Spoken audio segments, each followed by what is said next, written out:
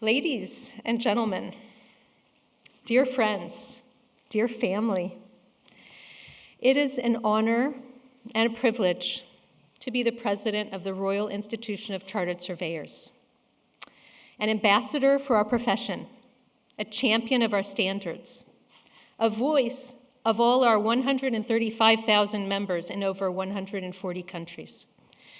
To quote the American writer and designer Edith Wharton, she said, "There are two ways of spreading light: to be the candle or the mirror that reflects it."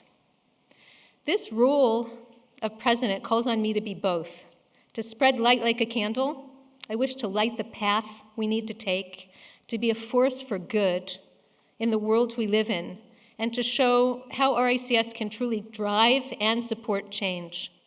And to reflect like a mirror, we need to shine light on the many skills and abilities of this wonderful community.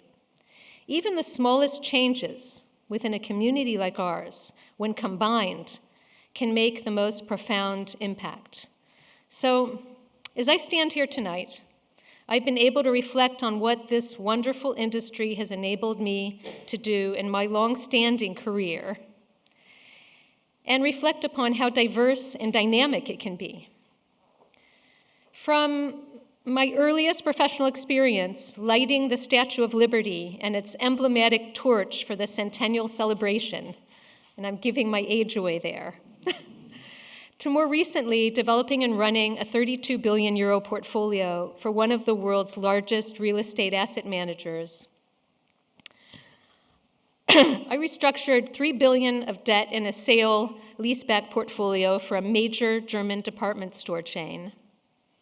I launched Europe's first green bonds for 1.4 billion euros.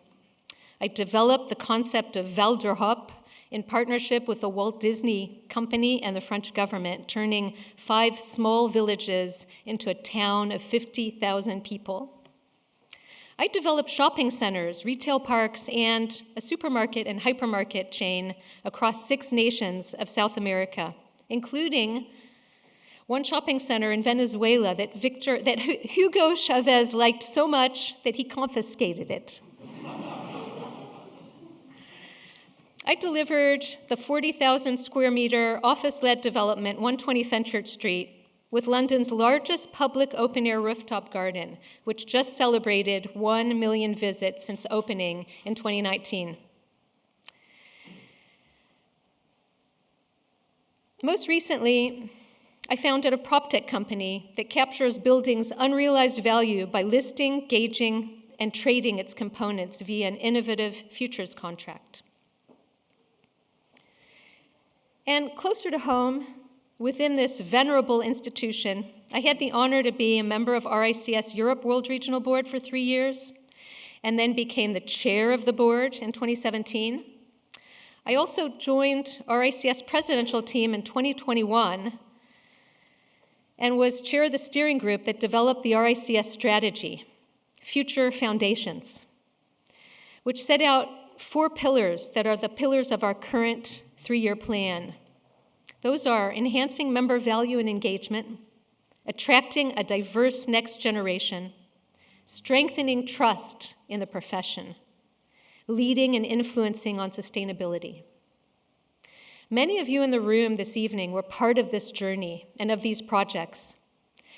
Thank you for supporting me and for being here this evening to join me in this very exciting next stage. My experiences, along with you and many others, show how interconnected all the specialisms are within RICS and how we need to pull together now more than ever across geographies and professions to overcome the obstacles and to create the built environment that we need and care for so deeply. As president, I will use all my experience and knowledge to advocate for our profession and our industry, to stand up for the good we do and for the good we can do, to speak up for policy and regulation that supports us to have that positive impact. And I will always be open to hearing from members about what's needed. And whilst the pillars of RICS strategy will remain a driving force for me this year, as president, I intend to particularly leverage the fourth pillar to address one of the greatest challenges of our time: climate change. Now is the time for us all to shine a light on the role we can collectively play. We are now in the decisive decade where, if we do not do more to reduce carbon emissions, we will hit tipping points within our biosphere that mean that it will be harder, even harder, if not impossible, to turn back the clock. Our role in climate change is under increasing scrutiny, as the path to net zero is quite simply blocked without us. As the built environment is responsible for 40% of carbon emissions, a third of material waste, and the consumption of more than 50% of the world's primary resources. In December at COP28, the Buildings Breakthrough Initiative was launched.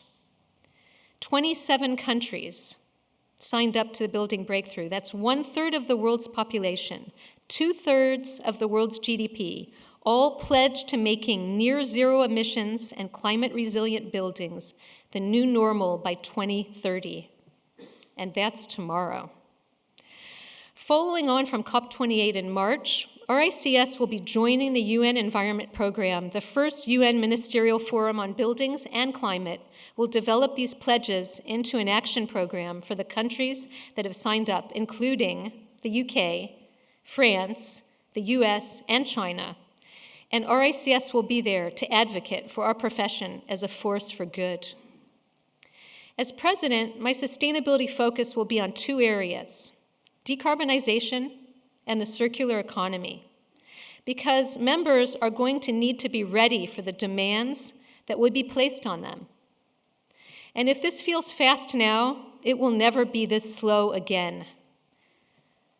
We all have a choice: to trail behind an agenda agreed and enforced by others, or to be leaders in our sector and ready for what will be asked for us, to ensure plans are realistic, deliverable, and financially viable. To build greater trust in the profession, the whole industry must work together. I aim for my presidency to be one that gathers people together across boundaries of thought and across the silos of our professions, to take responsibility for steering our sector towards decarbonization, planet resource protection, and more equitable and inclusive society. And all of that with a 2030 timeframe in mind. Each of you here this evening can make change by decarbonizing and measuring your businesses and activity. So where do you start? The RICS Whole Life Carbon Assessment Standard is a phenomenal tool available to you all to help with your need to advise your organization or clients on strategies to decarbonize, mitigate climate impact, and build resilience. I will champion training and development to support you all to do this. But carbon is not the whole of the built environment's impacts on the planet, and we'll be asked for more. Only 1% of materials from demolition are reused. I think that's shocking. Destroying the value of these materials and, as I said earlier, creating about 1/3 of the planet's waste while consuming more than half of our dwindling primary resources along the way. So our take, make, waste linear economy is also the problem. A circular economy where materials never become waste and nature is regenerated is paramount to our existence. While some pioneers have already started practicing construction material reuse, for instance, structural steel or raised access flooring, for example, it's still early days and not enough is being done yet. During my presidency, RICS will support and convene a circular economy forum led by the market, for the market. This do tank, not a think tank, a do tank, will not only share best practice, but will drive pragmatic and practical experimentation to provide examples and leadership for the whole industry. Decarbonization and adopting the circular economy will require extensive changes to the way members design, measure, cost, procure, construct, manage, value, and deconstruct buildings. This may seem too big to know where to start and how to manage it. RICS will support members by providing guidance and standards, training and education, and equip as best possible for this future. We can't do this alone. RICS thought leadership and advocacy in the wider sector and in public policy circles will also be a key facilitator for change. Policymakers, regulators, investors, insurers, and others will be needed to be brought along on this journey to make it viable. And we need to listen to the experts. It's vital to hear these insights from those in prominent positions affecting our industry. Sir David King will be speaking in a moment, sharing his thoughts on what we can, as an industry, can do and where our efforts fit into the broader picture. Before I introduce Sir David, I want to close by putting our sector's needed climate action into perspective. As an industry, throughout history, we've demonstrated the ability to think big. We've always set high ambitions and delivered the undeliverable, and at scale. We've reshaped cities and landscapes, created communities, and delivered world-class critical infrastructure. When we set our minds to a task, we can make it happen. There's no doubt about it, we will become the sought-after expert advisors on sustainability and be asked to provide counsel and data to inform decisions and build confidence in society's efforts to mitigate and adapt to climate change. So, RICS needs to be positioned as a global leader in sustainability, trusted by all stakeholders, and embodying its royal charter. Our industry can be the change agent of this, and these targets are within our grasp. I believe in the ability and potential of the people in this room and in this profession to successfully tackle this challenge. It's time for change, and it's time for the light of a brighter future to shine. Thank you.